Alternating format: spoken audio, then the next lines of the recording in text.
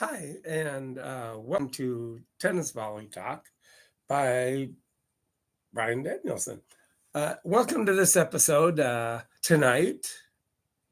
I just kind of wanted to cover everything that has been happening all this week. This whole week, they've had the Houston Open for the men and the Charlston, South Carolina for the women, the tournaments that they play on clay before they go off to Europe to start playing on the red clay. Now, the only thing is with the women in Charleston, South Carolina, what they have is green clay, and still it's slower surface, but yet it's still green, and it's not as slow as what the red clay is. But in Houston, they do have a red clay court, which is more or less like the clay that is in Europe, or Monte Carlo and Rome and French Open and all that.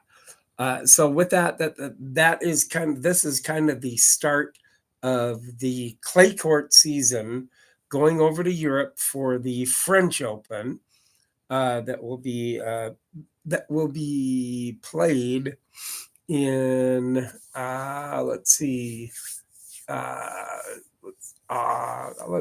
July into first part of August. No. It will be in September. October. Oh gosh.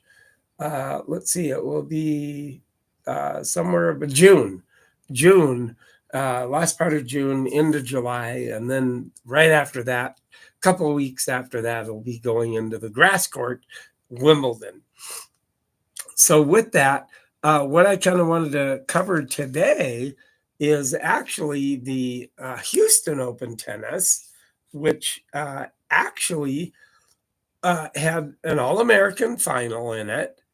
And through that final and through the draw of the Houston final, you ended up having Jensen Booksby. Now, he's been out for about a couple of years with injuries and stuff that's been going on with him. And he's coming back after 2 years of playing and getting back into the playing part of everything. And he was actually playing Frances Tiafoe, another American. So All-American final in Houston. And of all things, Jensen Booksby actually was coming from behind all week. Whoever he played, it was some of them were 3 sets, some were 2 sets, but he ended up coming and fighting his way through, winning a lot. The 6 matches that he was in and that he played through the Houston Open this week, and he ended up, of all things, winning his first major final. And he beat Frances Tiafoe, which has been playing very good and had won the Houston Open before. He ended up beating him 6-4, 6-2. So ended up playing very well, and so happy for him to get back into where his playing form was and getting back to his true form nature of playing with that. So, let me know what you thought of Jensen Booksby's victory. So like, subscribe, and comment on my podcast here, Tennis Volley Talk. And then with you podcasters, also make a comment, like, and subscribe. And later on, you're going to hear about the racket of the day that I have with that, which I like doing myself. And then let me know in the comments for you YouTubers too, as far as letting me know what you like as far as the over the phone interviews and anything of that nature, please make a comment. I would like to know and hear from the audience out there and let me know. It would be very nice to know as far as what you're thinking about my podcast. I'm in my third year of my podcast. So I'm actually really kind of looking for, you know, possible tennis pros or something of that nature to, grow my podcast with that. And hopefully, somebody give me a call, let me know. Uh, Whoever, Sabalenka or Navarro or Connors or McEnroe or somebody, give me a call. I would like to interview them over the phone like I have done before. That would be always fun to do. And then we had Charleston, South Carolina, when the women's side, All-American final again. And this was between Jessica Pegula and Sophia Kenin. Now, Kenin actually has been, she won the 2020 Australian Open, and the most critical part of that was 2-2 in the third set, and she was down 15-40 and literally rattled off against Margaruda 4 straight points to win that game, and went on to win the Australian Open for her first Australian Open win. So congrats to her. She's been having a lot of injuries and everything, and she's getting back into her form of playing, and her dad is her coach. And with that, I hope that it works out with that. I think Sophia just kind of needs to really actually kind of beef up her serve a little bit. She has the ground strokes and everything like that, but with Jessica Pegula, she was actually in the Miami Open last week and got beat by Sabalenka, but she went then to Charleston, South Carolina, played on the green clay, and a lot of people were out there, and they say that Charleston is a wonderful tournament to go to. The players lounge, I hear, is just absolutely phenomenal. From a few people that are influencers, like Madison, and so hi to Madison, and let me know when you can get to me as far as anything. And with a lot of other players out there, they just really like the Charleston tournament. It's so personable. After the tennis desk with Armitage and all the guests there, they go out there and they sign autographs with the people that are watching the Tennis Channel desk, and really makes it really nice. But actually, Jessica Pegula, she ended up winning this, come into a second final this week and on clay, and she ended up winning 6-3, 7-5 over Sophia Kenin.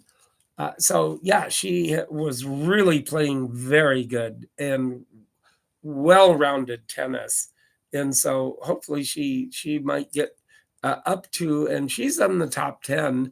She's number, I think, 4. She might be able to take over the third spot over Coco Gauff with that aspect of it.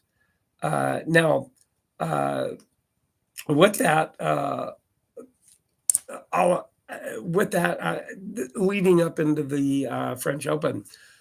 So what do you think about the clay court season starting out? And they have such wonderful venues to go to, starting out with Monte Carlo. Oh my gosh, Monte Carlo. That would be what a court to be able to hit on and overlooking the Mediterranean Sea. And that is just actually amazing in itself, to actually would would be able to hit on that court, that center court with in Monte Carlo. And then they have the Rome and the history behind Rome and everything like that. So you YouTubers, yeah, make a comment, like, subscribe, comment what you like me doing. I have in-house guests. Do you like that better? Do you like the over-the-phone interviews that I can do? It does make it a lot better. I really like doing that and having the interaction between the people that I'm trying to do the interview with. That makes it a lot more interesting with that as far as doing that. So you YouTubers, like, subscribe, and comment. And for you podcasters out there, please like, subscribe, and comment. Let me know what you think as far as anything. What would you like for me to do out there as far as anything within the podcast, the tennis podcast that I do? Please let me know. And I do like doing the racket of the day, which is really fun to do.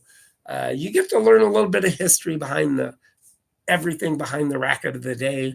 Do you like the little tidbits of the cookbook that I have, and any recipes that you like from what I've done before, and anything of that nature? So yeah, let me know on that aspect of it too. I really like doing this kind of stuff and doing the research and letting people know of the rich history of tennis all the way around with that. And you YouTubers, please like, comment, and subscribe. And you podcasters, you're going to be hearing about the racket of the day. But if you want to take a look at it, stray away from the podcast venue a little bit and go take a look at the racket that I'm talking about. You can go to my YouTube tennis channel, Tennis Volley Talk on YouTube. So you can definitely go take a look at it that way. So with that, as far as anything, with that, then just kind of letting people know that they can do that, and just looking forward to the clay court season. Monte Carlo's already started, and actually Francis Tiafoe and Nori Kish from American Nishikomi, they're actually having to make it from Houston to Monte Carlo for Tuesday round matches on Tuesday. So it's kind of a quick turnaround after the tournament, but the other tournaments kind of make they kind of understand that, and they kind of make leeway for them to be able to make it that way too. In that racket, in that respect. So with the with the racket of the day, it's going to be a Bancroft racket. Now the Bancroft racket here, now this is actually endorsed by Billie Jean King. Billie Jean King is the endorsement on it, but it's a Bancroft racket in that respect. Now, with the Bancroft racket, now in the early times and days of tennis, they had these strings at the bottom here that could either be kind of in what they were actually called.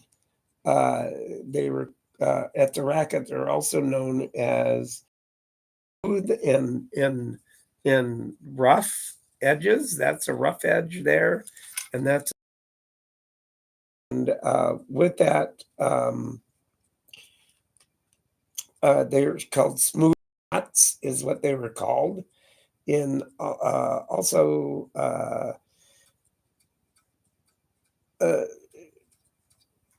so yeah, and the Bancroft Act was actually formed in let's see, uh, the Bancroft founded in 1882 by Fred J. Bancroft in Pawtucket, Rhode Island. Fred Bancroft established the company, making it one of the oldest tennis racket manufacturers in America, leading producer of wooden rackets until the rise of the metal rackets in 1970s. Known for the high quality used by Bill Tilden, Bjorn Borg, Billie Jean King, which I have right here, is as far as that goes. With that, and let's see. And with that aspect of those stars that endorsed the Bancroft racket back in the day, before Billie Jean King went in the late 60s, early 70s, then Billie Jean King went to the T2000 racket then too. No, in 1915, Bancroft patented the three-ply laminated racket, which had a strip of layered leather sandwiched between two outer layers of wood. So it was kind of a layered part of it. So it kind of made it more sturdy in strength and flexibility. It made it better that way. With that, and then I like the racket. It's kind of with the white right here, the red Bancroft, and it just makes it pop a lot better. And and a lot of people with these strings right here at the top and bottom, they either, with that, it was called, they either kind of made the racket strings kind of like a damper or something of that nature, but it was really actually kind of for looks and just that the stringers just put that string in there just for looks and making it look more fancy or something of that nature with that too. With that now, you YouTubers, like, subscribe, and comment if you like the racket of the day, because you kind of get to learn a little bit more. And I like doing this and letting you know the history of the racket itself. And of course, then you have the B on the bottom of it for Bancroft, and really nice company back in the day with that. Now, Bancroft attempted to enter the graphite racket era in the 1970s with the Scorpion model, of all things, but it did not achieve the success of the wood rackets that they were making at the time with Bancroft and the endorsers of the wood rackets back in the day with that. So you YouTubers, like, subscribe, and comment, but podcasters, if you'll want to see what I'm talking about with the racket of the day, with this Bancroft, it's a very sturdy racket still. It has a white throat on it, but it has probably the ash wood, and it has a little bit of the kind of the layered part of it with the cork and the leather and then the wood layers with that. And very nice racket, very sturdy racket all the way around still. So if you want to take a look at it, just go to my tennis podcast tennis volley talk with that too, as far as that goes. Now, the company faced a decline in the 1990s with the Bancroft. It faced the decline of everything there that way, and so went out of business in the early 1990s, and then made a comeback in 2005. But then through it did not last long with that comeback of the Bancroft racket itself, and so it went out of business, and it's no longer making any rackets at all for Bancroft. So 2005 was the last time it was in existence with the Bancroft racket of the time. So, but with this racket, it's a very good racket, very nice racket. I like the white with the red lettering on it with Billie Jean King that way. And I actually do have a picture of Billie Jean King and me when she actually was back in the day. And thank you for looking and understand liking the racket. Let me know, like, comment, and subscribe. And you podcasters, if you want to take a look at the racket, go to my tennis podcast, Tennis Volley Talk. But however, with this, I was in Enid, Oklahoma one time whenever Billie Jean King, right after she retired, that she came and she played Carlene Bassett-Seguzo, which is the wife of one of the premier doubles players for the USA back in the day, Robert Seguzo and Ken Flack. Those were the two doubles players that were kind of premier before the Bryan brothers and all that. But anyway, here is the picture of me with Billie Jean King. And you can obviously tell that's Billie Jean King in this picture. And with that, that was me and her. And then some other gal just kind of hopped in there and photobombed the photo. But that's me and Billie Jean King whenever. And it was a very intimate setting with that. And it was very I was just like sitting right on court practically and taking pictures of Billie Jean King. And this is right after she retired after that. But she won the match between Carlene Bassett and everything like that. But with that, she started playing tennis at 11 and quickly became a talented and winning age bracket in Southern California championships. In 1958, she turned pro. In 1959, training with former women's great tennis player Alice Marble, which was a couple episodes ago that I told you about, that she was, what a phenomenal life that she had. Unbelievable with that too. So, to be able to train with Alice Marble, that must have been unbelievable and wonderful to do with that. And then with that, then she attended California State University in Los Angeles from 61 to 64. And continued to play tournaments and events and work as a tennis instructor back in the day too, during that time, and going to school too. Now she married a law student, Larry King, in 1965.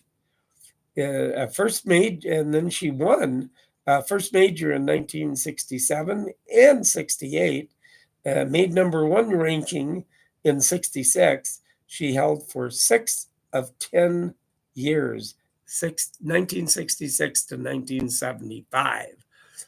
she's accomplished a lot of accomplishments through her tennis career of Billie Jean King. And I was just privileged to be able to see her play. And right after she retired, and she was still right on the top of everything and still had this just beautiful, beautiful hitting from her and serve and volley and just was able to hit so good in what I when I saw her in an exhibition, and it was such a personable exhibition. I have a lot of pictures of Billie Jean King with that too, and with that uh, she won Wimbledon record 20 times. Uh, and claimed 13 U.S. titles, 4 French, 2 Australian between 61 and 79. In 72, won the U.S. Open, French, and Wimbledon in 1 year. Just fell short of the slam of what she was supposed to win, too, on that, actually. So with that, too, in 1973, King famously defeated Bobby Riggs in the Battle of the Sexes match that highly publicized the event that challenged gender stereotypes. And of all things, not too long after the Battle of the Sexes, where I lived back in Tulsa, Oklahoma, they had World Team Tennis that actually Billie Jean King did start back in the day with World Team Tennis. And when I was there, Bobby Riggs actually showed up, and I actually took a picture of Bobby Riggs. And there's Bobby Riggs right there wearing his sugar daddy coat, yellow sugar daddy coat. And he was there in Tulsa, Oklahoma to promote World Team Tennis. And I have a picture of Bobby Riggs that I took. And one of my favorite pictures that I've taken of Bobby Riggs. So I do like that picture. I'm just very fortunate that I was able to get it. And I was right there to be able to get it there. And what a wonderful player he was. And shame he passed away the way he did, but he always loved the fact that he got women's tennis, and they did it. Him and Billie Jean King did it, and just grew the aspect of everything with women's tennis. In the other accomplishments that she has done over the years, is she's a founding of the WTA tour, established Virginia Slims tournament. Of course, Virginia Slims being a cigarette company, go figure that they sponsored a tennis event for people playing tennis, healthy part of everything. So go figure that. So you YouTubers, if you like this, let me know. Like, subscribe, and comment. And a few podcasters out there, like, subscribe, and comment of what you like. If you like the over-the-phone interviews, let me know both ways. I'd like to know, and I do like doing the racket of the day. Really one of my favorite things of my racket collection that I have. I really like doing that and letting everybody know the history of things behind the racket itself with that. And then she's a first president of the WTA, co-founder of World Team Tennis, like I was saying, and that's where I saw Bobby Riggs at the World Team Tennis event in Tulsa, Oklahoma, where I was from at the time. So that was a fun thing to do, to be able to go see that. And with that, in '81, the first prominent female athlete to come out as lesbian. Billie Jean King did. I lost a few endorsements over that with coming out like that, because back in that time, in 81, 80s, 70s, 80s, nobody really, they just didn't really understand everything as far as that aspect of everything. Lost, like I said, lost some endorsements on that. Now worked as a social uh, activist after retiring, raising awareness about AIDS and homophobia and LGBTQ tennis or rights as far as that goes. So with that, she was a pioneer in coming forward with everything as far as that uh, aspect of everything. Now, 2006, USTA Tennis Center renamed the center Billie Jean King National Tennis Center. 2020, Fed Cup renamed the Billie Jean King Cup. And then she's also an author of books like Pressures and Privilege, Lessons I've Learned from Life in the Battle of the Sexes. So with that, just kind of a aspect of that nature with everything with Billie Jean King. What a pioneer woman. Let me know what you thought about her pioneering ventures from the aspect of you know, back in the day when she was doing all of that too. And you know, with that then too. Now, she was actually, and she's still living at 80 years old. I actually saw her in a clip hitting the ball at 80 years old and still had what beautiful stroke she had. Still, I mean, the person was hitting to her just forehands only, but still very nice strokes that she had. She was born November 22nd, 1943, and she's still going strong, still does comments, still goes to the U.S. Open, goes to the, I think, French Open, Wimbledon, and stuff like that. So what a pioneer in women's tennis and all around. So let me know on that, what you think. Let me also know what you think as far as the over the phone interviews. Like, comment, subscribe, and you podcasters do the same. Like, subscribe, and comment. If you want to take a look at the racket of the day, it's on my tennis podcast, Tennis Volley Talk on YouTube. So with that, if anybody that's actually out there playing still, if you're in the warmer states, then that's good. And I hope that you continue playing and keep getting out there for the summer circuit coming up. Here in Minnesota, it still has those days. Today was a good day. We're going to have those iffy days still a little bit, but it's starting to get towards more of the summer circuit. So get out there and play. And I do thank you for letting me come in and talk about my tennis. And let me know, comment, like, and subscribe, both YouTubers and podcasters. Thank you very much. And I will talk to you next week, and have a good week.